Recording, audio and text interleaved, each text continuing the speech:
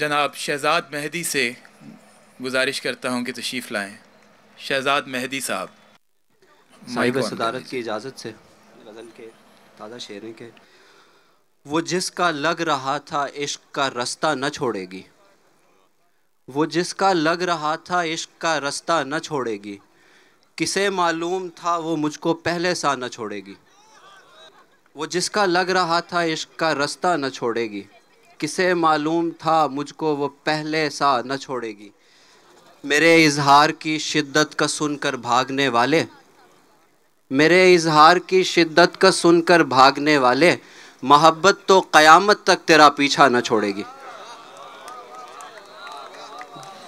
क्या मेरे कहने हैं? इजहार की शिद्दत का सुनकर भागने वाले, मोहब्बत तो क़यामत तक तेरा पीछा न छोड़ेगी।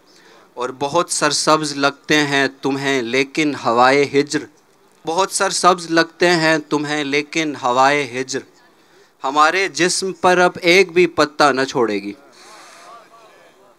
और भले वक्तों में बढ़कर हमने उसका हाथ थामा था, भले वक्तों में बढ़कर हमने उसका हाथ थामा था, बुरे वक्तों में वो हमको कभी तन्हा न छोड़ेगी।